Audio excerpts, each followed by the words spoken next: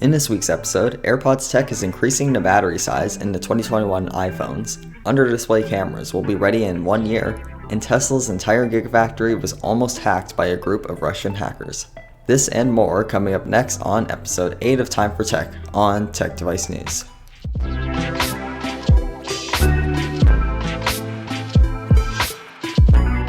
In Apple's AirPods Pro, Apple uses what's known as a system in package and flexible printed circuit boards to cut down on space needed for components inside tiny earbuds. This design helps to combine multiple parts into one board and save space inside the device for other items such as the battery. DigiTimes reported that Apple is looking into using this tech on the 2021 iPhones to improve their battery life and save space inside the phone.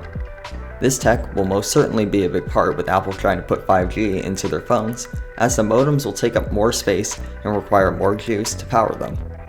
So if you're planning on buying a 5G iPhone in another year, don't expect a lot of battery gains, as most of it will probably be taken up by the modems and you won't see the gains passed on to you. But a piece of tech that may end up in your next phone soon is an under-display camera to hide that last part of the notch on most phones. Well, except for you, iPhone. Xiaomi has developed its third and final iteration of their under-display cameras for phones. Xiaomi says that this works by allowing the selfie camera to see through gaps in the display's subpixels. They go on to say that the area above the camera has the same pixel density as the rest of the screen and can disguise itself underneath. There's no word on what type of panel this is, like an LCD or OLED one, and some people have noticed that there's still a small outline where the camera is underneath the device. Either way though, this is still really cool to see. While we're still on the topic of things being hidden, Elon Musk's Las Vegas Boring Company tunnels are only a few months away from operation. The digging started in October of 2019 and finished in May of 2020. What the Boring Company has been working on since are the plans and logistics for getting people and cars into the tunnel and to their destination. When the stations are all built up and complete, getting from the Las Vegas Convention Center to Mandalay Bay will take 3 minutes compared to 30 when driving on ground. When CES is held in 2022 again, this system will hopefully be available to use and transport thousands of people per day. And for those of you wondering why I didn't say CES 2021, that's because it has been cancelled this year due to COVID-19. Now for the biggest story of this week. A group of Russian ransomware hackers attempted to bribe an employee at Tesla to install malware on the internal computer system. The Russian-speaking employee met up with the hacker multiple times before being asked to install malware for $1 million. The employee went along with it, but actually turned him over to the FBI, where the hacker was arrested as he was trying to leave the United States. If the ransomware had gotten into the Tesla computer systems, the hacker group would hold the data and affect operations at the factory until arranging a deal with Tesla to pay them to release the data back over to them.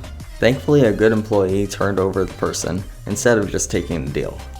And now we'll end off this week's news with some more normal Tesla update news. Instead of adding new features through software, Tesla has updated both the Model 3 and Model Y physically. Starting on the Model 3, the frunk is slightly smaller and doesn't have the bag clips to hold your groceries in place while driving. That last detail isn't a big deal, but the frunk being smaller is rumored to be because Tesla is adding a heat pump to the Model 3, like the Model Y. The only problem is that it isn't in the Model 3 yet, so it seems like Tesla has only updated half of the Model 3 for some people, and the other half is still to be determined. On the Model Y side of updates, the taillights have been updated.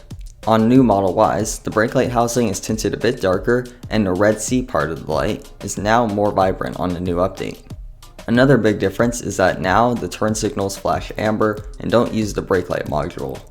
This helps with visibility when driving, and seeing amber is distinctly different than red. I know this episode is a bit shorter than normal, but I figured it's best to at least get one video out this week before I return to a normal schedule tomorrow. If you did enjoy this video, please give it a like and consider subscribing to more tech content every week. I'll see you next time on Tech Device News.